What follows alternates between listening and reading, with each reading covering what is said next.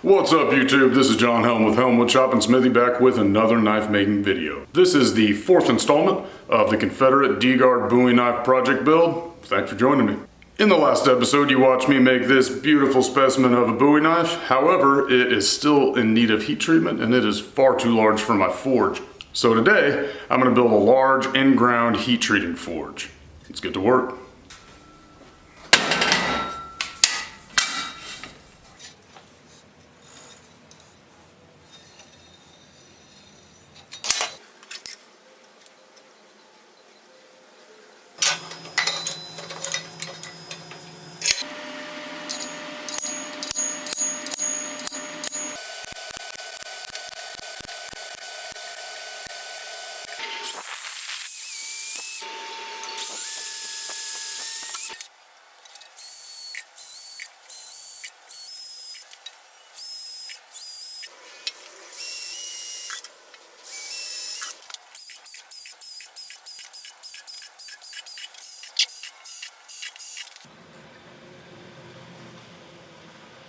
Can I put my hand in that film?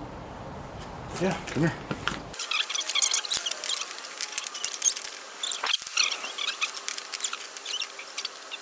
Are we gonna build it in the mud? 40 inches. We are.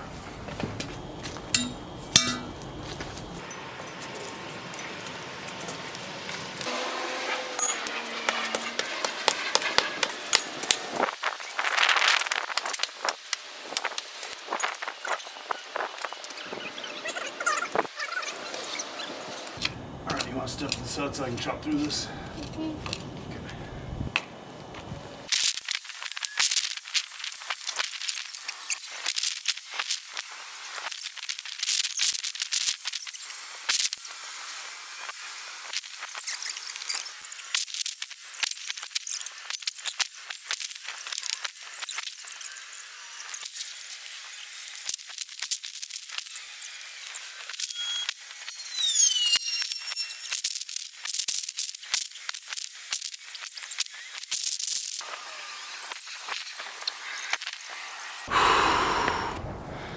It's cold outside. And here's my lovely forge.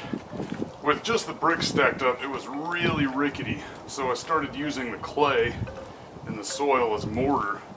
Seems to help it stick together a little bit better. But I don't think that this is going to be structurally sound enough to withstand the amount of burning that we're going to have to do in it. And I definitely don't want it coming apart in the middle of normalizing our heat treat. That would be a nightmare. So I'm gonna have to cover this whole thing in mud just to keep it together. I can't cook you. Oh, because you're eating pizza? Gotcha.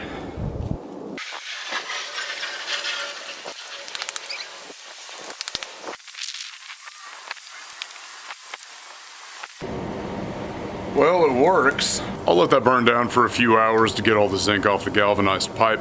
By the time that happens, it should start getting dark outside, and then it'll be time to normalize and heat treat.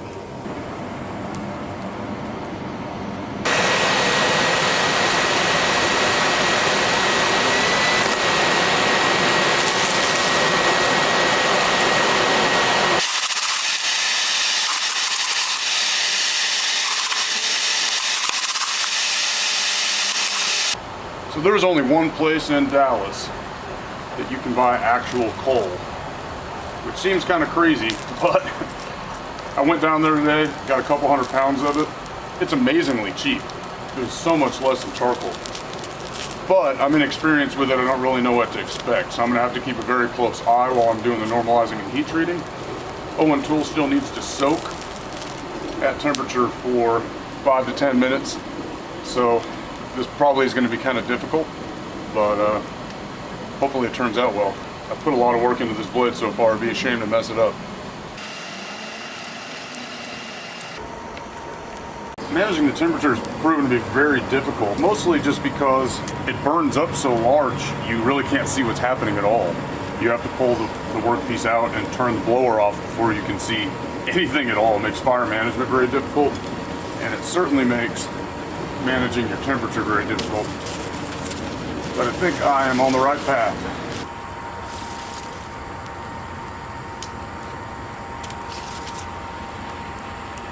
There we go, perfect. Now I just need to keep it that way for about 5 minutes straight. First normalizing cycle done.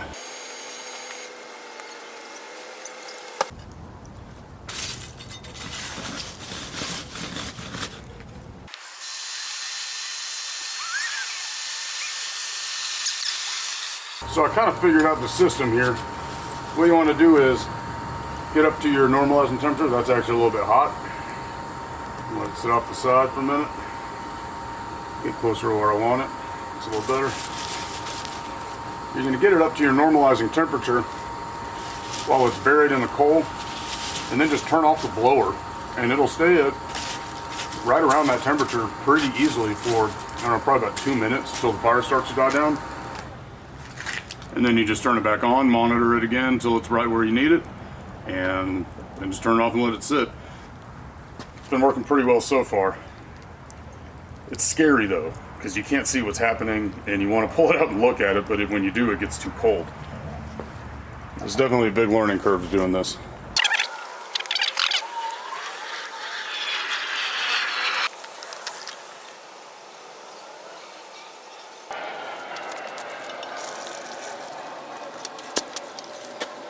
That's fun.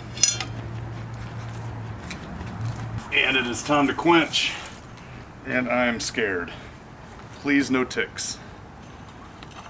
All right, let's run in the shop. Hopefully we don't have a warp. We have a massive warp. Outstanding. I have almost no time to fix it. Got about a minute after the quench until this thing gets as brittle as a piece of glass. Oop, that scared the ever-living daylights out of me.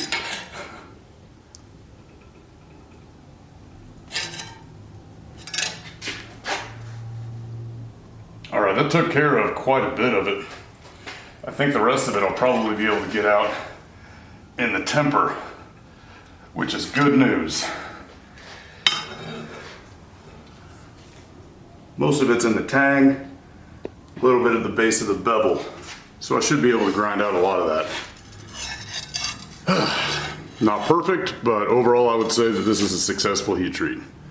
Outstanding. Let's take it over and test it with a file.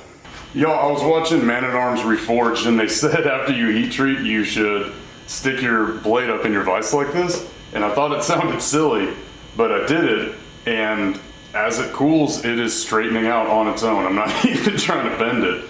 So I'm hoping that we can get rid of a majority of that warp just by hanging it up in the vise here. I'll let it sit for another couple minutes before I file test it.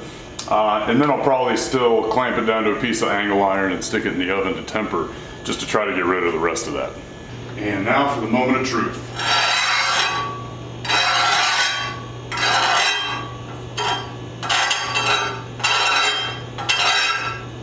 Got quite a bit of decarb on it. I'm going to blame that on the soak time. You can see all this oxidation here.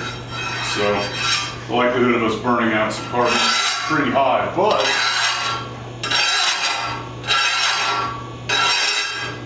looks like we have ourselves a hardened blade. After all was said and done, I was left with just a little wiggle of a warp here in the front, shaped like an S. It veers off in this direction right about here, and then the very tip veers off in the opposite direction. So I stuck it in the vise and let it sit for a while. Let's see how it looks.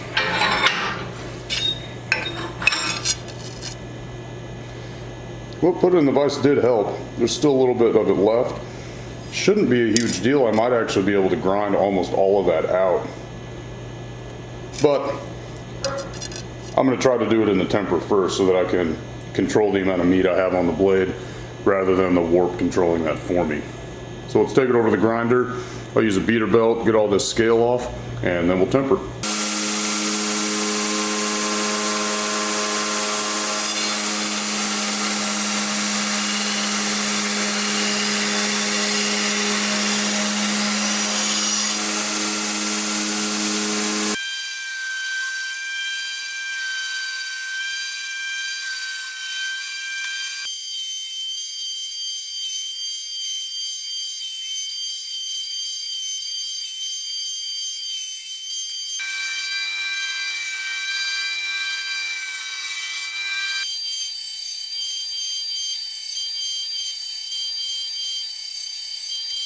I got all the oxides ground off. It's looking pretty good. So now I'm ready to temper and hopefully correct the warp that I have here in the tip. I think I should be able to. It's not very bad of a warp. It could definitely be worse, but there's something you need to be mindful of. If you find yourself in this situation and you're grinding the oxides off of the blade so that you can see the temper colors, you don't want to try to grind out the warp before you try to straighten it in the temper. Before I heat treated this blade, everything was lined up and true and straight, and it warped in the quench. So if I take it to the grinder and I attempt to straighten out those wiggles, and then I put it in the temper and straighten it out, I now have bevels that won't line up perfectly flat when the spine is straight like it was prior to heat treat. So be sure you just take off the oxides, then try to straighten it in the temper, and then if you have any left, you'll have enough meat to grind it out afterwards. The warp in this blade, first one is right here, and the second one is right there. So luckily this is a pretty small area to have to flatten out, and I can do it in my small leg vise. If the whole blade was warped, I would have to put something in here to clamp it flat, like 2 pieces of angle iron or 2 pieces of bar stock. Of course, that's hard to keep on the vise. But we don't have to do that today, not until I put it in the oven anyway. So right now, I'm gonna start blue backing here at the base. This is straight as an arrow, so I don't have to worry about flattening this out at all. I'll get this hot, start working my way up, and then when I get close to here, I'll take it out, stick it in the vise, and then I'll put some heat on it while it's being squeezed straight. Definitely have to be careful not to over temper. That's another good perk of leaving it really thick. It takes longer to over temper the metal because I'm just doing it with a little pencil torch.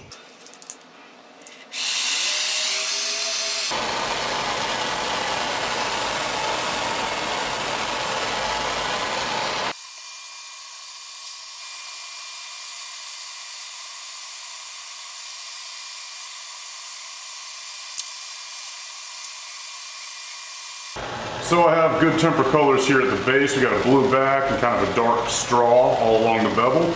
So I'm just gonna try to paint that heat up towards the tip. Very slowly. You can see I have my torch turned down pretty low. Ooh, maybe a little too low. Because I don't have as much meat on the spine here. I definitely don't want to bring my temper colors too dark up towards the tip. And in this situation that kind of sucks because that's where my warp is and I can't get it as hot. But I think we should still be okay. Now I'm starting to get a little bit of straw color here on the tip. So I'm gonna place it in the vise. The vise will work as a heat sink to help stop me from over tempering.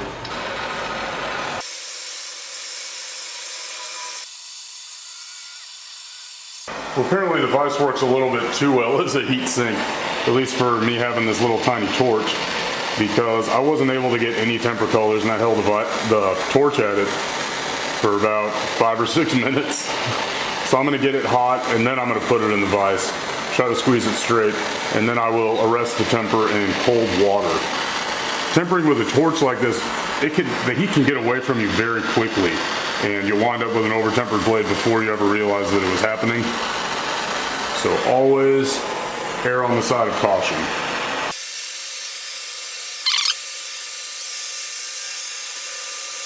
Now I am being stupid and just applying some gentle sideways pressure while it's hot.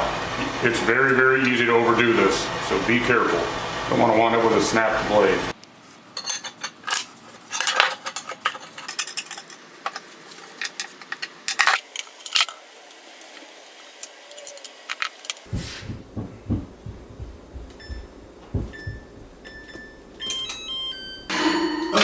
Will it fit? It fits. All right. Now I will leave that in the oven for 2 cycles of 2 hours at 400 degrees. It is my understanding, which is admittedly very, very limited, that when you temper a blade, you're taking the steel which was turned into austenite during the quench, and you are trying to convert it into martensite. A gentleman who apparently knew a lot more about the subject than I do told me that when you put it in the temper for the first cycle, which needs to be a minimum of 1 hour, that it will convert into what is called brittle martensite, which will create a blade that will flex a little bit. It probably isn't going to snap on you, but you are gonna likely get some chipping on your edge. And I know from experience that doing 1 tempering cycle can result in that. So after that first tempering cycle, you allow it to cool, and then you put it back in for another cycle. And during that cycle, you will convert the brittle martensite into the actual martensite type matrix that you're looking for in your blade. Now you might be asking, why are you doing 2 thermal cycles in the oven after you already blue backed it with a torch? And the same gentleman told me that since it takes a minimum of 1 hour for this conversion to take place, that even if you blue back it, you're still gonna need to put it in there to make sure that you get all the brittleness and stresses out of the blade. Because when I blue backed it, I may have over tempered the spine, which will bring the hardness down enough for it to flex and bend, but I didn't do it on the edge adequately. And the edge also needs to have just as much toughness as the spine because we want edge retention and we don't want it to crack when we whack something with it. I have also read that once you get a blade tempered at a specific temperature, say it's 400, 450, whatever temperature you're using, leaving it in that temperature for a longer period of time won't make it any softer. It's already gotten as soft as it's going to get from getting to that temperature, so it can't hurt to leave it in for an extra cycle just to make sure that we get the mark we're looking for. It is 5 hours later, this blade is tempered, so I'm gonna go ahead and grind this off.